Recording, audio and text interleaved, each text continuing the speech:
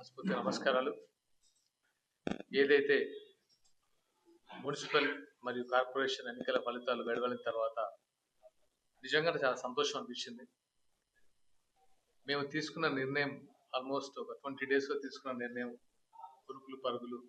ముఖ్యంగా నేను చెప్పాల్సింది ఏంటంటే, ఎవరైతే 336 మంది అభ్యర్థులు పోటీ చేశారో వాళ్ళందరికీ మనస్ఫూర్తిగా అభినందనలు తెలియజేస్తున్నాను. ఫస్ట్ వాళ్ళు ఎటువంటి ప్రలోభాలకు లొంగకుండా ఇబ్బందులు ఎదుర్కొంటూ ధైర్యంగా జనసేన భావజాలంతో నిలబడి పవన్ కళ్యాణ్ ఆశయాలకి కట్టుబడి ఉండి ధైర్యంగా పరిస్థితులను ఎదుర్కొని పోటీ చేశారు. అందుకు మనస్ఫూర్తిగా నేను అభ్యర్థులకి అభినందన తెలియజేస్తున్నాను. గెలిచిన అభ్యర్థులకి, సెకండ్ ప్లేస్ ఉన్న అభ్యర్థులకి అందరికీ మనస్ఫూర్తిగా కంగ్రాచులేషన్స్.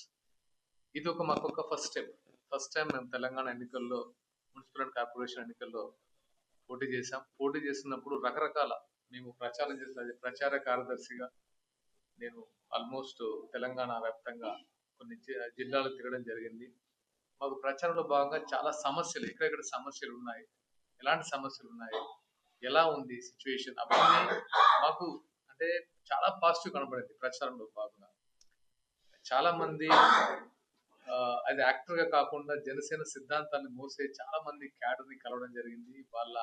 వాళ్ళకు అక్కడ చాలా ఎక్కడెక్కడ సమస్యలు ఉన్నాయో ఆ సమస్యల మీద అవగాహన పెంచుకుంటున్నారు.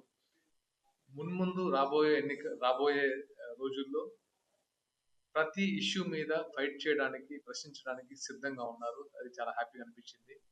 ఇప్పుడు కూడా 2 సీట్లు ఏదైతే అంటే నాకు యాదృచ్ఛికం అనుకోవచ్చు. పవన్ కళ్యాణ్ గారు ఎక్కడైతే ఆదిలాబాద్ తాండాలో ఒకప్పుడు ప్రజారాజ్యం టైంలో ఆయన చేసిన సేవలకి, ఆయన ఇచ్చిన బోర్లకు అంటే తాగునీటి సౌకర్యం కల్పించారు. అదే తాండాల నుంచి ఒక అబ్బాయి గెలిచాడు, సాగర్ గారు. అండ్ ఇక్కడ ఫ్లోరైడ్ ఏదైతే పవన్ కళ్యాణ్ గారు ఫ్లోరైడ్ బాధితుల గురించి ఇక్కడ ప్రశ్నించారో అదే నల్గొండ సూర్యాపేట నుంచి ఒక అబ్బాయి గెలిచాడు. నిజంగా ఆ 2 సీట్లు ఆయన ఏదైతే మంచితనానికి నిదర్శనం అనిపించింది. థ్యాంక్ యూ అన్న. పవన్ కళ్యాణ్ గారికి మరొకసారి కృతజ్ఞతలు తెలియజేసుకుంటూ రాబోయే రోజుల్లో, రాబోయే ఎలక్షన్స్ లో జనసేన చాలా బలంగా పోరాడుతుందని మనస్ఫూర్తిగా తెలియజేస్తున్నాను. ఇది మాకు ఒక మొదటి మెట్టు మాత్రమే. ఎవరెంత అవహేళన చేసినా, ఎవరెన్ని మాట్లాడినా, ఆంధ్ర తెలంగాణ అన్నా, పొత్తు లేదు గిత్తు లేదన్నా మాకు ఏం ఫరక పడదు.